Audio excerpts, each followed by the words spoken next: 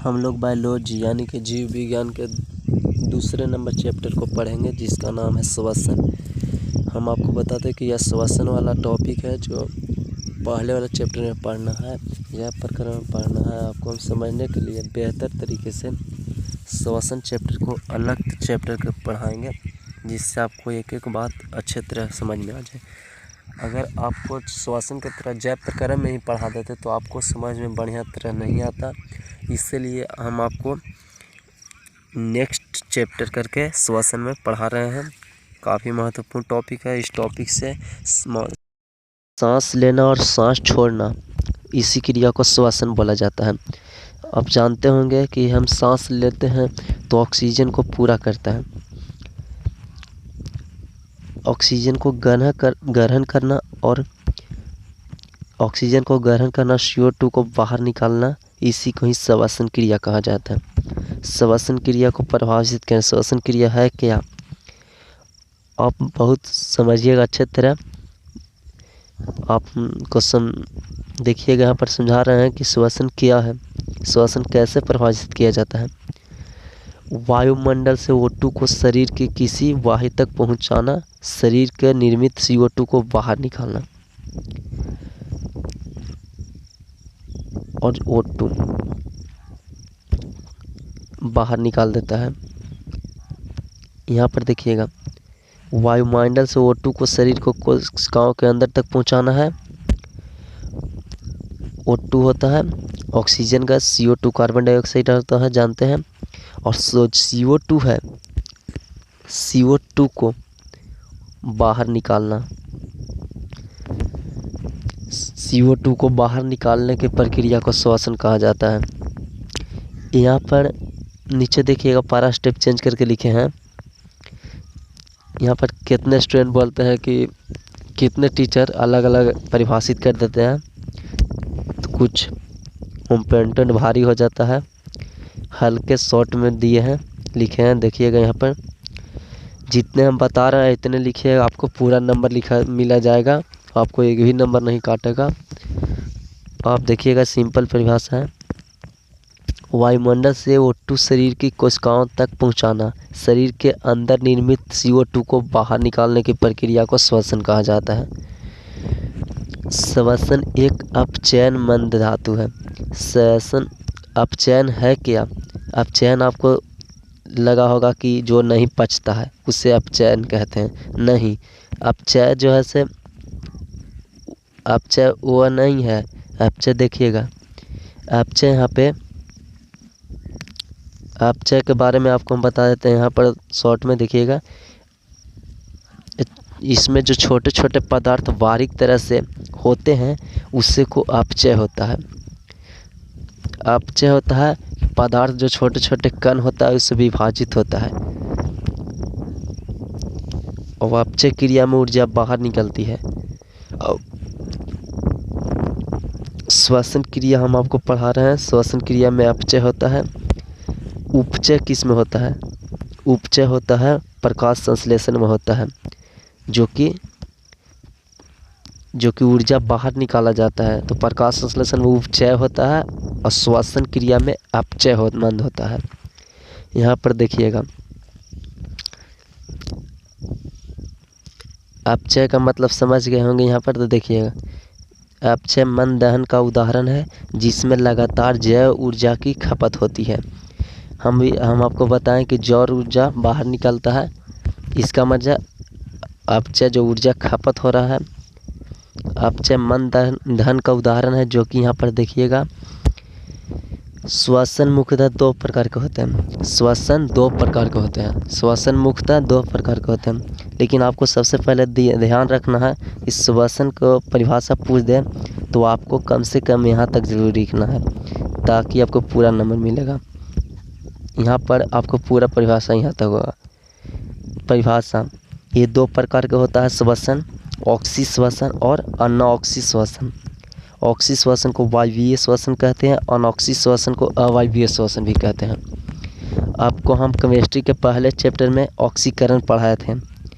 ऑक्सीकरण यहाँ पर आपको हम देखिए, आपको हम ऑक्सीकरण और आपको हम केमिस्ट्री में पिछले वीडियो में बताए हैं, जो कि यहाँ पर देखिए ऑक्सी श्वसन और अनऑक्सी श्वसन। यहाँ पर देखिएगा ऑक्सी श्वसन जो है, यहाँ पर देखिएगा ऑक्सी श्वसन हो गया है। वहाँ पर ऑक्सीकरण था, यहाँ पर श्वसन लिखा गया है। इसका परिभाषा सिंपल तरीके से लिखे हैं, देखिएगा यहाँ पे ऑक्सीजन के उपस्थिति में संपन्न होने वाले क्रिया को ऑक्सी श्वसन कहते हैं। ऑक्सीजन के उपस्थिति में जो क्रिया संपन्न होता है उसी को ऑक्सी श्वसन कहते हैं। ऑक्सी O2 के अनुपस्थिति में जो अनुपस्थिति में क्रिया होता है उसे ऑक्सी अनऑक्सी कहते हैं। ऑक्सी श्वसन में जो ऑक्सी जो है उपस्थिति होता है संपन्न, अनऑक्सी में जो है से अनुपस्थिति होता है। बस इतने का फर्क है ऑक्सी और अनऑक्सी श्वसन में। ऑक्सी श्वसन में ध्यान रखना है कि ऑक्सीजन को उपस्थिति होता है, ऑक्सी है। यहाँ पर देखिएगा ऑक्सी अगर मिला दे तो अनऑक्सी श्वसन होगा। अनऑक्सी श्वसन में अनुपस्थिति होगा। इस प्रकार आप ध्यान रख सकते हैं। देखिएगा यहाँ पर ऑक्सीय श्वसन को वायवीय बोला जाता है, वायवीय के ऑक्सीजन को अनाऑक्सी को अवायवीय श्वसन कहा जाता है। ऑक्सी श्वसन यानी वायवीय श्वसन क्या है, वायु है, और अनऑक्सी श्वसन अवायवीय यानी वायु यहाँ पर नहीं है।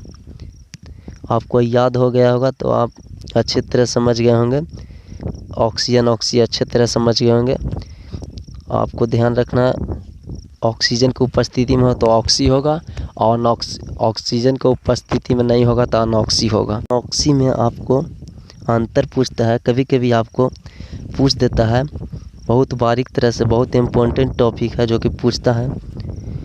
5 अंतर लिख सकते हैं ऑक्सी अनऑक्सी में। हम आपको अभी समझाएंगे ऑक्सी अनऑक्सी में अंतर क्या होता है। बोर्ड लेवल है, वेरी इम्पोर्टेंट है। आपको इससे अंतर पूछता है क्वेश्चन एग्ज़ाम में, बोर्ड एग्ज़ाम में। सबसे पहला अंतर आपको परिभाषा लिख देना है। ऑक्सीजन की उपस्थिति में संपन्न होने वाली क्रिया को ऑक्सीजन के अनुपस्थिति में संपन्न होने वाली अनऑक्सी श्वसन कहा जाता है। आपको एक में परिभाषा लिख देना है। ऑक्सीजन के उपस्थिति में लिख रहा है तो ऑक्सी श्वसन, ऑक्सीजन के अनुपस्थिति में तो अनऑक्सी श्वसन। दूसरा श्वसन देखिए, दूसरा यहाँ लिखेंगे ऑक्सी श्वसन को वायवीय श्वसन बोला जाता है, इससे वायवीय श्वसन भी कहा जाता है। और दूसरा अनऑक्सी को इससे अवायवीय श्वसन बोला जाता है। 2 अंतर यही हो जाएगा। ऑक्सी श्वसन को वायवीय, अनऑक्सी श्वसन को अवायवीय श्वसन कहा जाता है।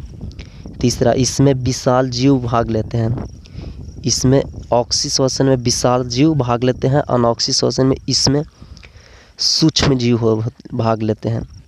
अनऑक्सी में सूक्ष्म जीव भाग लेते हैं। आपको पता होगा मनुष्य होगा वो ऑक्सीजन गैस का ग्रहण करता है, जो कि यहाँ पर देखिए ये सब विशाल जीव में आते हैं। यह विशाल जीव ऑक्सीजन गैस ग्रहण करता है, तो यहाँ पर इसमें विशाल जीव होगा सो ऑक्सी श्वसन में होगा। इसमें सूक्ष्म जीव होता है।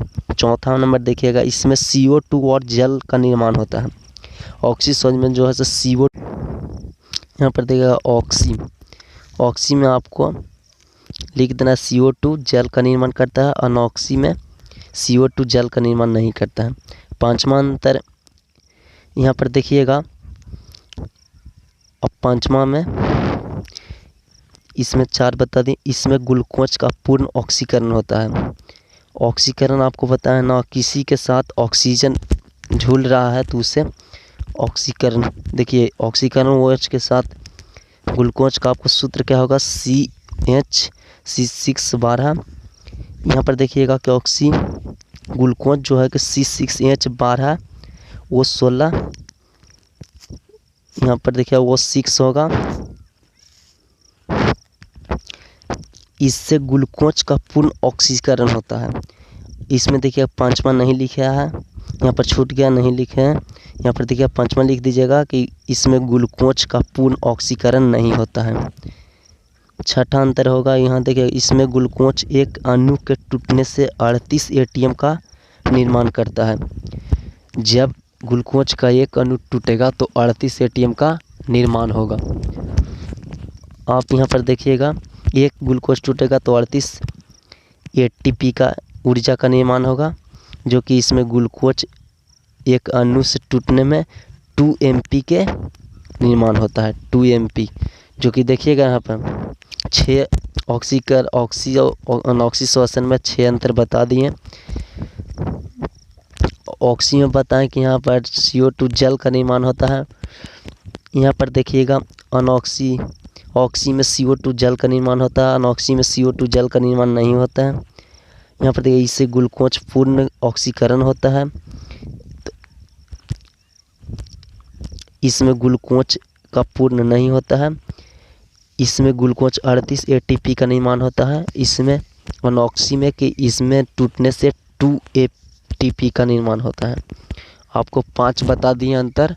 आपको दीर्घ उत्तरीय में पूछा जाएगा, आप इससे ज़रूर याद करिएगा। यहाँ पर देखिएगा पहला नंबर क्वेश्चन यहाँ पर देखिएगा क्या है, पित्त के प्रमुख कार्यों को लिखें। यहाँ पर पित्त के बारे में बताना है आपको। शरीर में जैव प्रक्रम पढ़ा रहा था पहला चैप्टर, तो उसमें आपको हम मानव शरीर के बारे में बताए हैं। उसमें हम आपको बताए थे कि पित्त होता है जो पित्ताशय में बनता है। यहाँ पर देखिएगा प्रमुख कार्य कैसे लिखेंगे। यहाँ पर देखिएगा अंडाकार संरचना को पित्त कहा जाता है। यकृत के बगल में रहता है अंडाकार संरचना को पित्त कहा जाता है, और पित्ताशय में ही पित्त का निर्माण होता है। यहाँ पर देखिए लिख दें कि पित्त का निर्माण यकृत में होता है, जबकि पित्त के संग्रह स्थान को पित्ताशय कहा जाता है। यहाँ पर देखिएगा जहाँ पर पित्त जमा रहता है, जैसे मान लिया कि यहाँ पर किसी चीज़ को पित्त में रख दिया, पित्ताशय हो गया। इसमें पित्त जमा है, किसी चीज़ में रख दी, उसमें पित्त जमा है।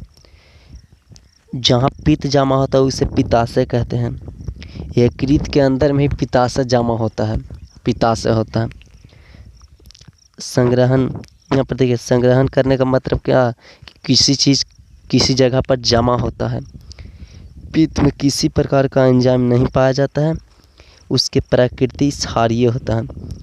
अगर आपको सब्जेक्टिव कुछ क्वेश्चन में पूछ दे कि पित्त कैसा होता है, क्षारीय होता है, उदासीन होता है, अम्लीय होता है, तो आपको बताना है क्षारीय होता है। केमिस्ट्री में हमको बताए होंगे कि अम्ल का pH मान होगा 7 से कम होगा। अम्ल का pH मान 7 होता है, और जो क्षार होता है वो 7 से 14 के बीच होता है। जब पित्त यहाँ पर पित्त क्षारीय है तो इसकी क्षारीय होती है, तो जिसका pH का मान 7.5 से 8.5 होता है। पित्त जो है क्षारीय होता है, और इसके कितने 7.5 pH से 8.5 pH तक होता है। और शरीर के बगल के तरह जो जबकि पित्त संग्रह होता है, जो उसे पित्ताशय कहा जाता है। पित्त की जब क्षारीय होता है, यहाँ पर देखिए पित्ताशय कहा जाता है। pH का मान 7.5 से 7.8 होता है। यहाँ पर देखिए आपको बोल रहा था कि पित्त के प्रमुख के बारे में लिखें। पित्त के बारे में यहाँ पर बता दिए। पित्त के बारे में इतना जानकारी लेना था। इसके बाद नेक्स्ट देखिएगा मानव। यहाँ पर देखिएगा मानव सचित्र के किस प्रकार के श्वसन क्रिया होता है, जो कि मानव में श्वसन क्रिया के भोज्य पदार्थ, मानव में श्वसन क्रिया के बारे में पदार्थ है। भोज्य पदार्थ को ऑक्सीकरण क्रिया के फलस्वरूप को निर्माण की प्रक्रिया को श्वसन कहा जाता है। यहाँ पर देखिएगा श्वसन के बारे में बताए थे, लेकिन यहाँ पर भी बताए थे कि भोज्य पदार्थों को ऑक्सीकरण क्रिया के फलस्वरूप ऊर्जा का निर्माण प्रक्रिया के श्वसन कहा जाता है, उसे ऑक्सीकरण कहा जाता है। यहाँ पर C6H12 O6O2 जो है से मिल रहा है, तो यह ग्लूकोज जो है से ये ऑक्सी श्वसन कर रहा है। यहाँ पर देखिएगा C6H12O6 ये जो है से ग्लूकोज का सूत्र है। आपको पता है कि इसे 46 कैलोरी ऊर्जा मुक्त होता है। जब ऑक्सीकरण मुक्त होगा तो जल बनेगा, और कितना ऊर्जा जरूरी है तो 686। श्वसन तंत्र के प्रमुख कौन कौन से अंग होते हैं? आपको सबसे पहले यहाँ देखना नासा गुहा होता है। नासा गुहा का मतलब नाक से, नाक जो होता है नाक गुहा होता है, नाक से सांस लेते हैं उसे नासा गुहा कहा जाता है। यहाँ पर देखिएगा नाक श्वसन तंत्र प्रथम प्रारंभिक अंग होता है। नाक श्वसन का तंत्र होता है जो प्रथम जो है प्रारंभिक तंत्र होता है, जिसमें 2 छिद्र होता है। जिसमें ऊपर जब जाइएगा तो नाक में देखिएगा कि 2 छिद्र होता है जो कि नीचे शरीर के तरफ, शरीर के अंग के तरफ मुड़ा होता है। और छिद्र की सहायता से ही हवा को अंदर किया जाता है। नासा गुहा के दीवार पर बाल पाया जाता है। इसमें देखे होंगे कि नाक के अंदर छोटे छोटे बाल होते हैं, उसको अंदर नहीं जाने देता है और अपने भी चिपका कर रख देता है, और उसका मुख्य द्वार यही होता है। आपको यहाँ पर देखिएगा गंदगी इसमें नहीं जान देता है, जो कि यहाँ पर नास गुहा जो है से पहले प्रथम नली में जाता है, उससे फिर छिद्र की सहायता से नीचे जाता है, और फिर बल दीवार जो हानिकारक जीवाणु और घूल कण को यानी से रोका जाता है, जो कि रोकती है। नासा गुहा की दीवार पर बाल पाया जाता है, जीवाणु और धूल कण को जाने से रोकता है। जब हम लोग सांस लेते हैं नाक के द्वारा अंदर सांस जाता है, तब वह ग्रसनी में जाता है। नाक में जब कभी कभी उंगली डालते हैं तो देखे होंगे कि नीचे के तरफ मुड़ जाता है, वो दोनों जो है से शरीर के अंदर ही जाता है। देखिए जो उसी को ग्रसनी बोला जाता है। नासा गुहा के आगे घुमा पदार्थ संरचना को ग्रसनी कहा जाता है। ग्रसनी के बारे में आप समझ जाइएगा सिंपल तरह से। तीसरा नाम पर देगा स्वर नली। स्वर नली के पास पहुंचता है फैरिक्स के पीछे, और यहाँ पर देखिएगा एक संरचना बना रहे हैं। मान लिया जाए कि यह वाला संरचना जो है नाक का हो गया। यहाँ पर देखिएगा यहाँ पर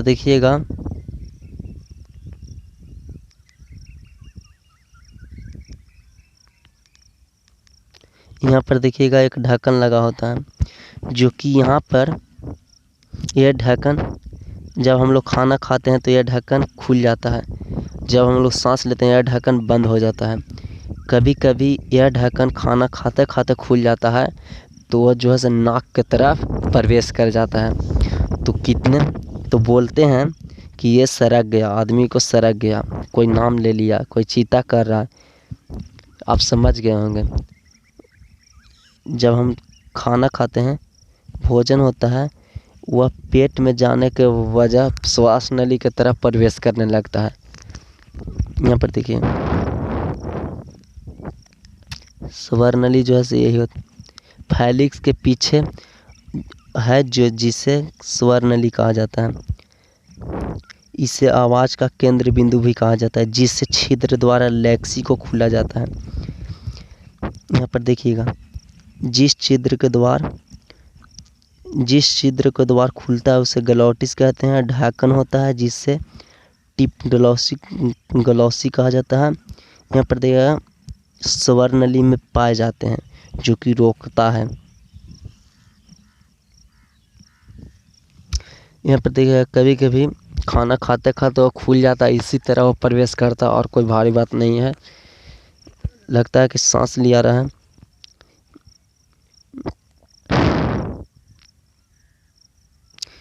यहाँ पर देखिएगा आपको चौथा बोरोकुमाई होगा, बोरोकाई, जो है कि तीसरा स्टेप तक है स्वर नली। यहाँ पर देखिएगा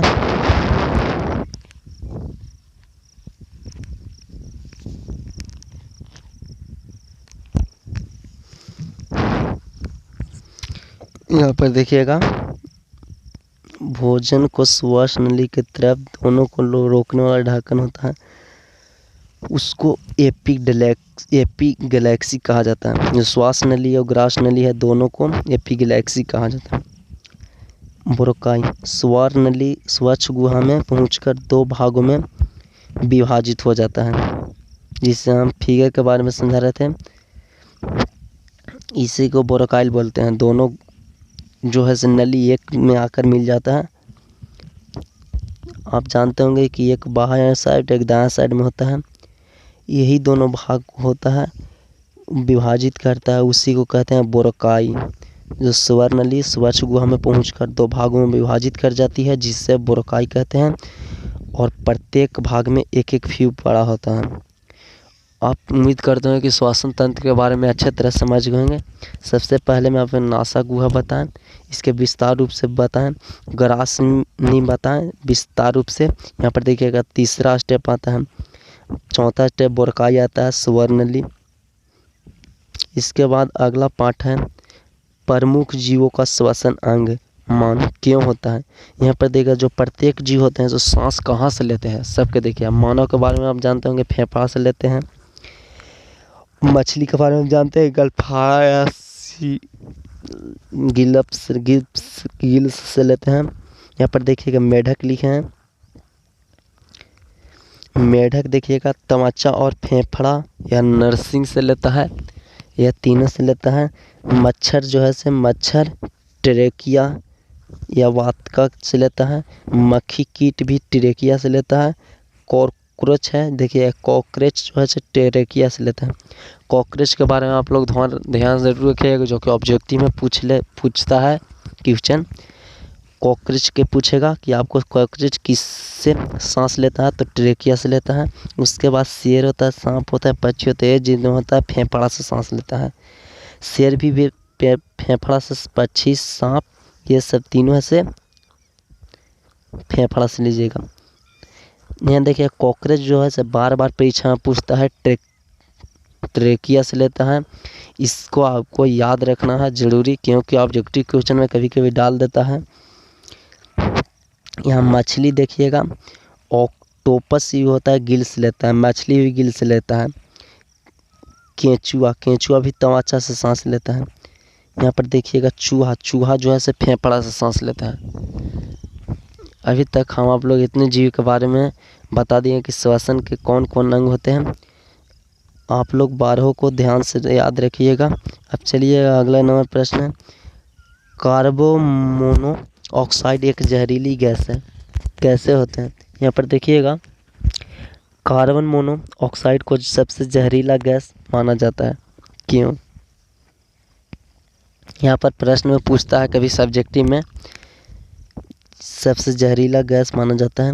यह हीमोग्लोबिन से अभिक्रिया करके ऑक्सीलिड अम्ल बन जाता है, जो कि जानते हैं कि यह जहरीला हो जाता है। हमारे शरीर में हीमोग्लोबिन पाया जाता है, हीमोग्लोबिन के कारण ही अभिक्रिया को कार्बोक्सिलिक अम्ल का निर्माण करता है, क्योंकि हमें खून में हीमोग्लोबिन पाया जाता है। कार्बन मोनोऑक्साइड से जहरीले गैस माना जाता है, क्योंकि ये अभिक्रिया करके कार्बोक्सिलिक अम्ल का निर्माण करता है। यह शरीर की कोशिकाओं तक ऑक्सीजन को पहुंचाने से रोक देता है। यानी कि हम लोग सांस लेते हैं, जब ऑक्सीजन हमारे कोशिका तक नहीं पहुंचेगा तो ये बात है कि ऑक्सीजन के जाने से रोकता है, जो कि जिसके अभाव में व्यक्ति का मौत हो जाता है, जिसके कारण इससे प्राणघात गैस भी कहा जाता है, जिसके कारण प्राणघात भी कहा जाता है। यहाँ पर देखिएगा प्राणघात,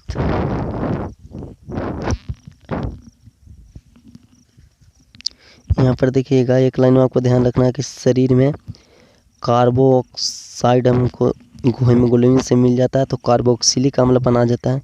जब यह कार्बोक्सिलिक हमारे शरीर में बन जाएगा तो यह ऑक्सीजन को जाने से रोक देता है। ऑक्सीजन को जब हमें रोक देता है तो व्यक्ति का मौत हो जाता है, जिसके कारण इसे प्राणघात गैस भी कहा जाता है।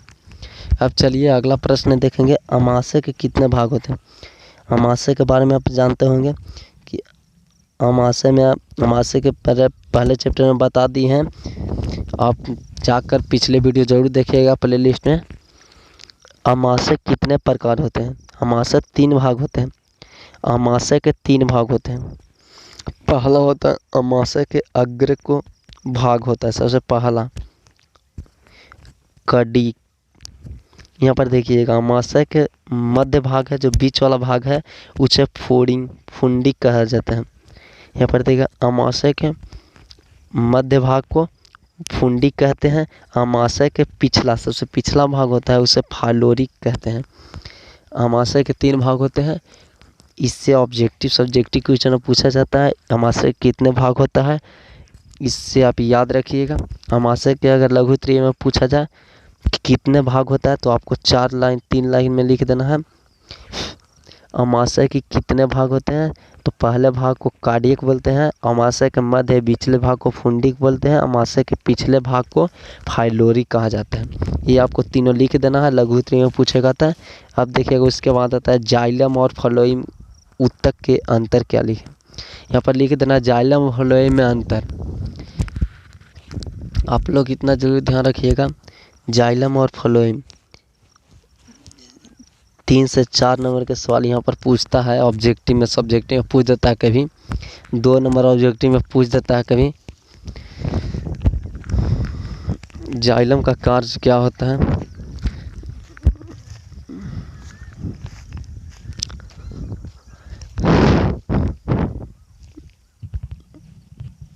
यहाँ पर देखिएगा, जाइलम और फ्लोएम के बारे में हम अगले वीडियो में बताएंगे विस्तार रूप से। और आप इस वीडियो को जितना ही बताए हैं इस वीडियो में, आप ज़रूर इस वीडियो को सारे प्रश्न को बढ़िया से ध्यान से एकदम याद करिएगा, क्योंकि नेक्स्ट वीडियो में समझने में आपको कोई कठिनाई ना होगा। और इस वीडियो आपको पसंद आया तो लाइक करिएगा और दोस्तों को पास शेयर कर दीजिएगा।